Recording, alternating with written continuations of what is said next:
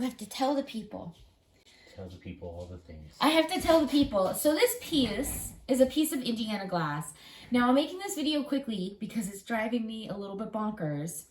I'm going online, I'm seeing this piece everywhere from $8 to $45 or $55 on like Mercari. So I need to tell everyone, and it's always wrong. All the information attached to it is always completely inaccurate. People are just making things up about it. So this is a decorative pressed glass pattern. It's not etched. It's what's called molded glass. It's the pattern Lord's Last Supper. That's literally the pattern name. And it's just, oof. First of all, it's worth $15 to $22, depending on any given day, how many of them are available, how much someone's willing to pay, that sort of thing. And that's based on what will actually sell, what people actually spend for it. Right. So if you think you can get them from $8, no, you're getting a very bad, very modern reproduction for $8 likely. And if you think you need to pay $45, that's also no, you absolutely don't. I just want to put that out there.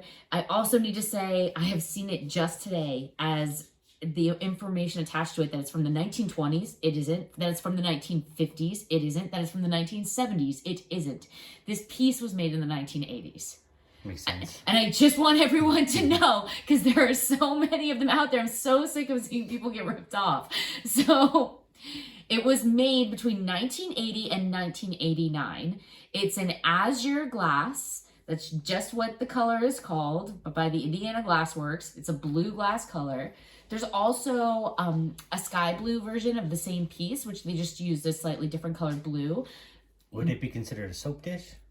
No, it's okay. So here's the other thing. This is one of the other things that drives me crazy. Everyone calls it what's called a bread platter or a bread plate because they want to claim it's from 1940 or 1950, where you would have like a little dinner roll plate above your main serving dish at a table. Right. So they go, if I put bread plate, people will assume that I'm accurately saying it's from the 1950s. It's not from the 1950s, it's from the 1980s. So what did we have in the 1980s that was about this shape? Or the 1970s and the 1990s? Butter. It's a butter dish. That's what everyone had. That's what was available. Everyone had it on their kitchenette, on their, dining table in the evenings. Even if you were served TV dinners in the 80s and 90s, and even in the late 70s, your mother also likely had, or father, had a butter dish in the home on the table presented. And usually they were made pretty because they were a centerpiece of most tables. So it's not a bread plate, Now, that's not to say, like, if you're going to use it as a key dish today, that's probably what I would use it for. To set keys in or rings. You could so if someone says trinket dish, what they're saying is, they're marketing it as this is what it could be used for. And absolutely it could. Somewhat smaller. Right. Dish. Yeah. It's just a smaller dish. But when people are claiming it's a bread plate, it's not a bread plate. It isn't. It's about 5 inches by about 3 inches approximately, give or take. Basically fit into my hand.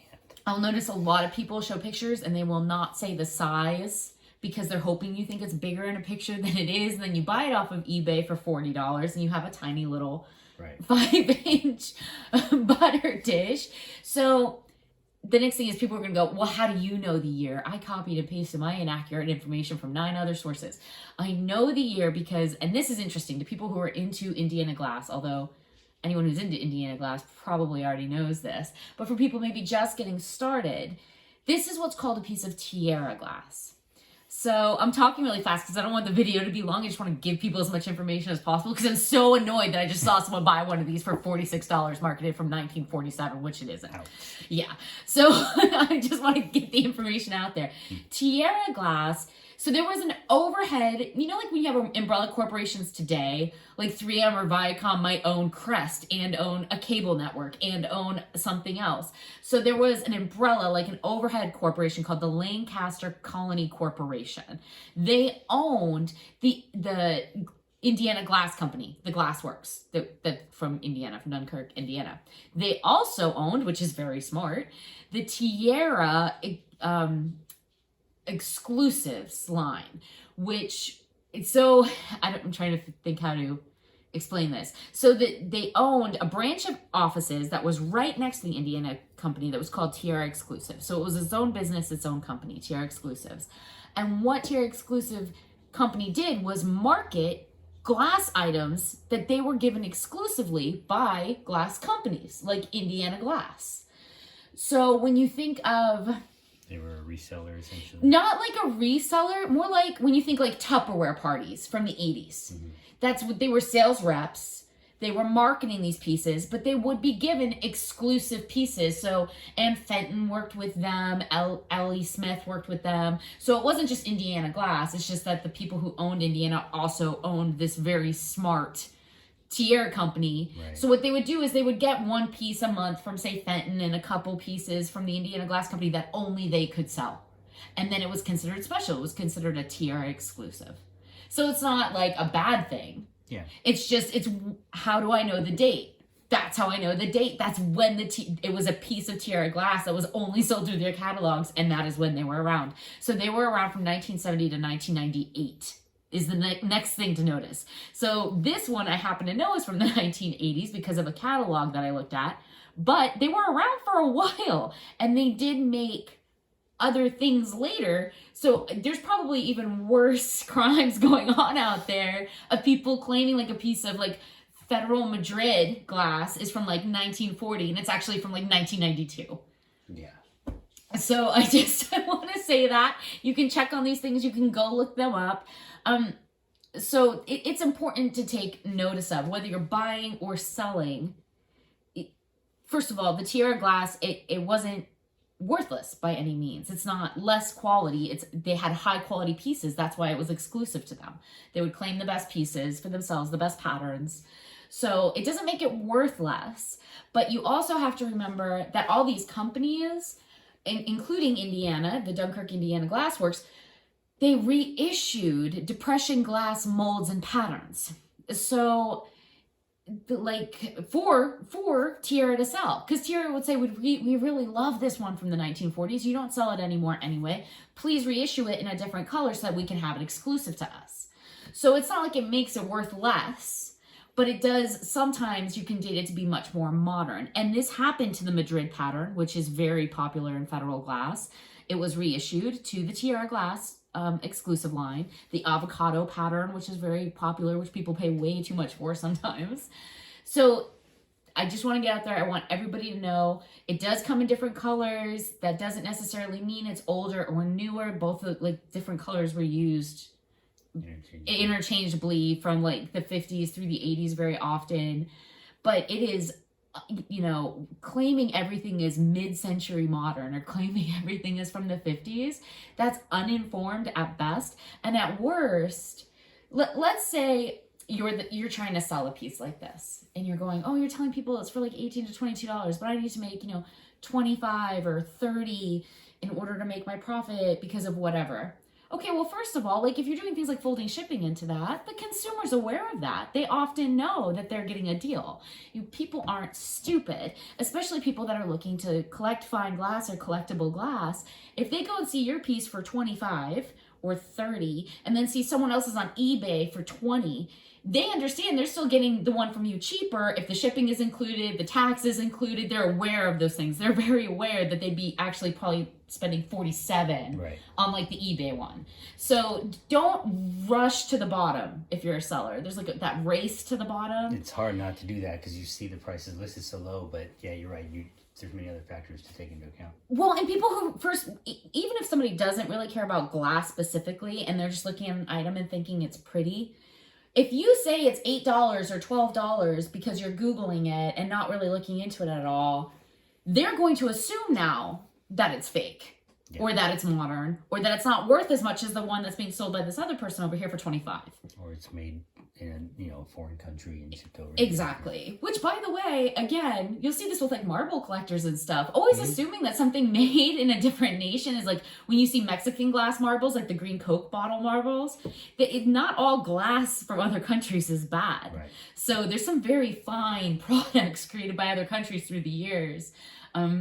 So yeah, even like we have some beautiful Indonesian glass bowls that are depression glass that actually came out of the colored ones. Yeah. And they're probably one of the nicest examples I've ever seen. And it's because they were being created for an American market in that time.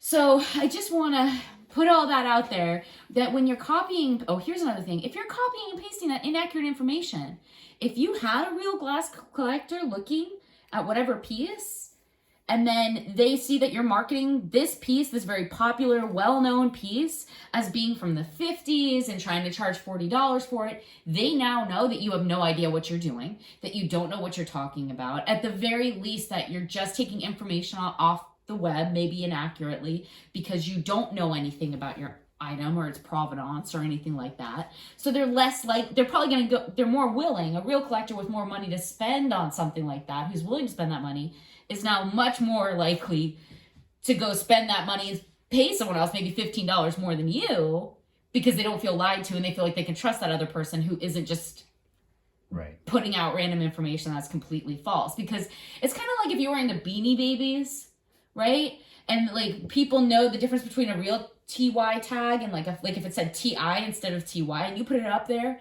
and you had like this total gimmick of a tag, and you were like, oh, this is the real thing. Well, every Beanie Baby shopper is now going to look at you going, you have no idea what you're doing. Right. and as you said, either they feel like you're trying to hustle them, or you just are clueless and you just put anything you see on the internet. So. And honestly, clueless is sometimes worse. Yeah. To a real collector with real money to spend, who really does care about the age of an item or the condition of an item, or, you know, knowing where it came from sometimes, not knowing what you're talking about and talking anyway comes across far worse. Far better to say something like unknown age, unknown origin, but beautiful condition. You'd have to research yourself. Or, you know, I think it's from this time period, but I can't prove it. We weren't able to research evidence of that.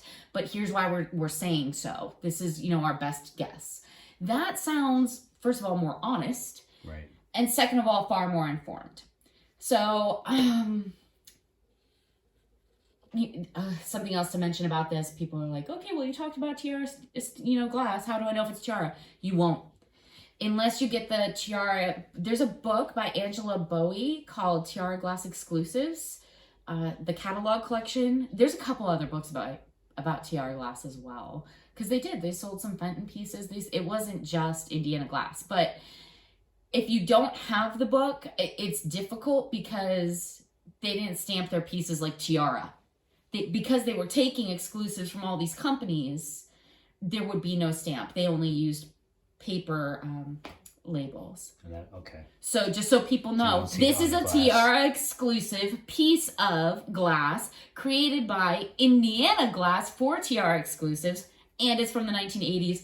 And it's a butter dish, and it's not etched. That's another thing I see people saying, oh, it's etched glass. This is not etched glass. So that's, again, if you're going to describe something, let's describe it accurately. There's a big difference between etched glass and molded, pressed, or stamped glass. Huge difference.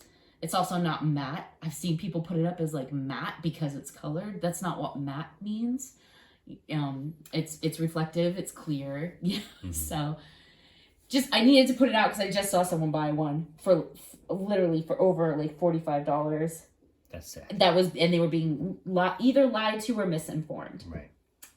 So that's the rant from me today. Passionate speech. I just don't want anyone else.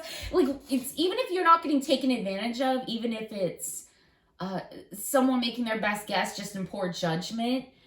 What a bummer to be into glass and then find out later, maybe as you start researching it more and enjoying it. Well, it's hard because if someone's selling something and they put a description of it, you have a tendency to trust them, you know, unless you know otherwise. So, yeah, to be, you know, misinformed just makes the whole experience not very positive. And you definitely wouldn't want to buy from them again if you found out, so... Right? What a bad taste that would leave in your mouth. Yeah. Even if you gave them the benefit of the doubt, then the benefit of the doubt is, well, you didn't know any better, but I still kind of took that bullet. So, especially if you don't hedge the bet on the description and says this possibly X, Y, or Z. Right. At least be honest about your best guess or your educated guess if you don't take the time to look into it. So, very popular piece, Tiara Exclusives. It was produced by the Indiana Glass Company for Tiara Exclusives. It's from the 1980s. The pattern is called Lord's Last Supper, and it is not a bread dish. and you should not pay $40 or more for it. You simply shouldn't. And that's of this year. Right now, at this moment, what this is selling for by the receipts in 2022. Right. You know, if a bunch of them get destroyed, if it's 30 years from now, if it suddenly has a sudden surge in popularity and everyone wants them, these are all factors that could increase the price, to be fair. But right now, as of today, you know, worth somewhere between, you know, $15 to $22 at most. Awesome. I dig it. Have a good day, everybody.